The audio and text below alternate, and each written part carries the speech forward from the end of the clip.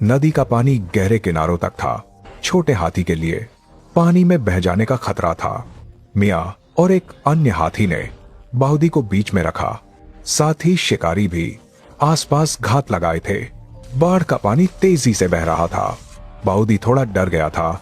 जब वह धीरे धीरे आगे बढ़ रहा था, अचानक छोटा हाथी नदी के बहाव में बहने लगा। मियाँ ने तुरंत उसे खींच लिया। उसने अपने पैर से छोटे हाथी को रोका। साथ ही एक अन्य हाथी ने अपने शरीर को बाउदी से सटाया। तब जाकर वे तेज धारा का सामना कर पाए। जल्दी ही बाउदी उथले किनारे तक पहुंच गया। उनका पूरा परिवार आखिरकार दूसरी तरफ पहुंच गया। यहाँ पर अन्य परिवारों की पुकार साफ सुनाई दे रही थी। यहाँ दर्जनों हाथी परिवार एकत्रित थे। ये एक बड़ा हाथी झुंडों का मिलन था, जिसमें दूर के और पुराने परिचित थे। साथ ही ये एक पुरानी यादों को ताजा करने का अवसर भी था। बाउदी ने पहली बार ऐसा दृश्य देखा। वह खुशी से दौड़ने लगा। यहाँ सभी अच्छे दोस्त थे, कुछ भी बुरा नहीं था। अचानक सामने का एक दृश्य उसे हैरान कर गया। एक और भी विशाल नर हाथी प्रकट हुआ। ये उसके द्वारा देखा गया सबसे बड़ा जानवर था। वह नर हाथी उसकी मां से मिल रहा था। वह ताजी का पहले जन्मा बच्चा था। नर हाथी जब वयस्क हो जाते हैं, वे परिवार छोड़ देते हैं, जबकि मादा हाथी जीवन भर परिवार में रहती हैं। ये मिलन समारोह हाथी परिवारों के बीच संपर्क का सेतु बनाता था। बाउदी ने कोशिश शुरू की अजनबियों से बातचीत करने की। यहां पर उसने एक नया संसार खोल लिया। साथ ही यह दोस्ती शायद उसके भविष्य के जीवित रहने के लिए महत्वपूर्ण सुरक्षा प्रदान कर सकती थी। कई महीने बीत गए। सूखे के मौसम के आने के साथ इस भूमि में बड़ा बदलाव आया। बाउदी अब 6 महीने का हो गया था। वह और मजबूत और आत्मविश्वासी हो गया था, लेकिन वह अभी भी मां के दूध पर निर्भर था। सूखने वाली नदियां झुंड को थोड़ी ठंडक प्रदान कर सकती थी। बाउदी वयस्क हाथियों के साथ सीख रहा था कि शरीर पर पानी कैसे लगाया जाए ताकि त्वचा को लंबे समय तक सूखने से बचाया जा सके। मौसम का बदलाव ताजी को हमेशा मजबूर करता था। कीमती पानी के स्रोत की खोज करने के लिए उसके दिमाग में स्मृति का नक्शा पूरे परिवार को ले जाता था। एक साथ आगे की ओर वयस्क हाथी रोजाना 180 लीटर पानी पीते हैं।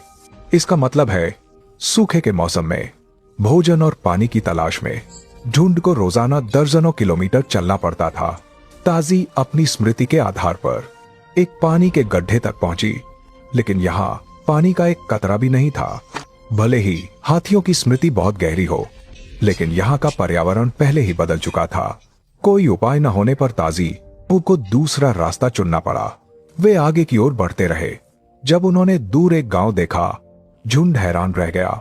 जहां पानी का स्रोत था, उसे मनुष्यों ने पहले ही खोद लिया था। ताजी के जन्म से अब तक अफ्रीका की आबादी दोगुनी हो चुकी थी। उनकी निवास भूमि लगातार सिकुड़ रही थी। बाउदी ने पहली बार इंसानों को देखा। ताजी को अच्छी तरह पता था यह रुकना सुरक्षित नहीं था। उन्हें यह पानी का गड्ढा छोड़ना पड़ा। भारी शरीर को खींचते हुए वे आगे की ओर बढ़ते रहे। सूखे की गंभीरता के साथ ताजी का झुंड पूरी तरह थक चुका था।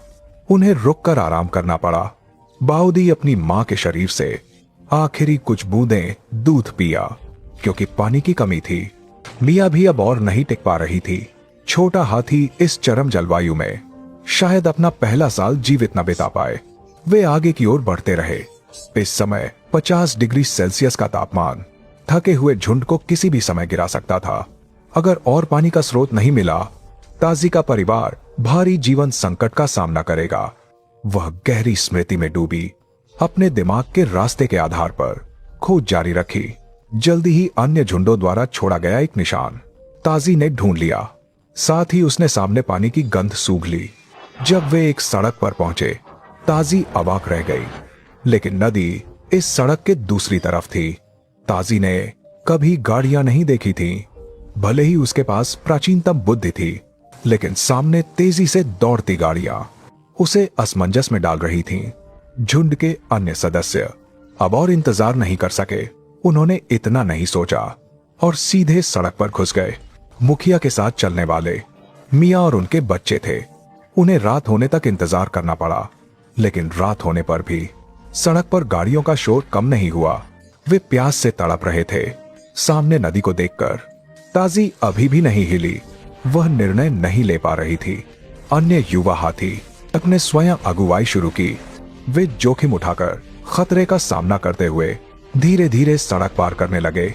बाउदी अपनी मां के साथ और अधिक साहसी हो गया, लेकिन ताजी अभी भी वहीं रुकी थी। वह आखिरी थी जो आगे बढ़ी।